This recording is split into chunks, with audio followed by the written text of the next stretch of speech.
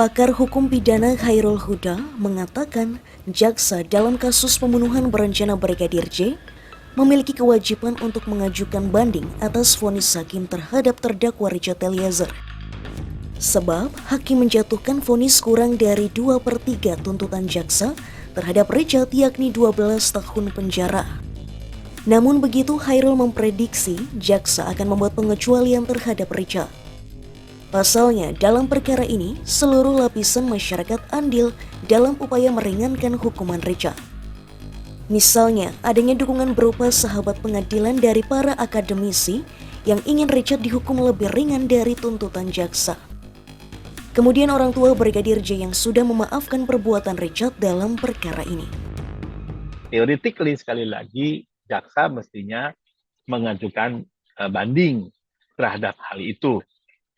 Namun demikian, terhadap perkara ini kan bukan saja masyarakat yang katakanlah ikut dalam tanda kutip mempreser pengadilan dengan berupaya beropini agar Richard Eliezer dihukum ringan.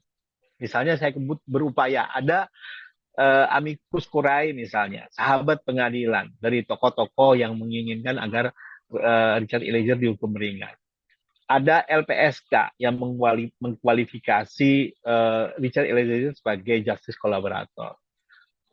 Orang tua korban juga, orang tua Joshua Huta Barat juga sudah memaafkan Richard Eliezer dan meminta hakim agar dihukum seringan-ringannya. Katakanlah seperti itu. Tak hanya itu, Khairul juga menilai pemerintah seolah-olah memberikan tekanan kepada pengadilan untuk memperhatikan posisi Richard. Hal ini tampak melalui sikap Menko Polhukam Mahfud MD yang turut memantau jalannya perkara ini. Untuk itu, menurut Khairul, jaksa bisa saja tidak menggunakan haknya untuk mengajukan banding atas putusan Richard. Dengan ini putusan akan segera berkekuatan hukum tetap dan dapat digunakan sebagai pertimbangan dalam sidang Komisi Kode Etik Kepolisian atau KKEP terhadap Richard. Bisa saja jaksa kemudian tidak menggunakan hak bandingnya itu dan menerima putusan. Dan saya kira dengan itu putusan segera berkekuatan hukum tetap. Dan itu tentu akan berpengaruh pada status Richard Eliezer sebagai anggota Polri. Ini juga akan menjadi bahan pertimbangan Komisi Kode Etik Kepolisian dalam menentukan status keanggotaan Richard Eliezer sebagai anggota Polri yang memang menunggu putusan berkekuatan hukum tetap. Richard Eliezer atau Baradae telah menjalani sidang vonis di PN Jakarta Selatan pada Rabu, 15 Februari 2023.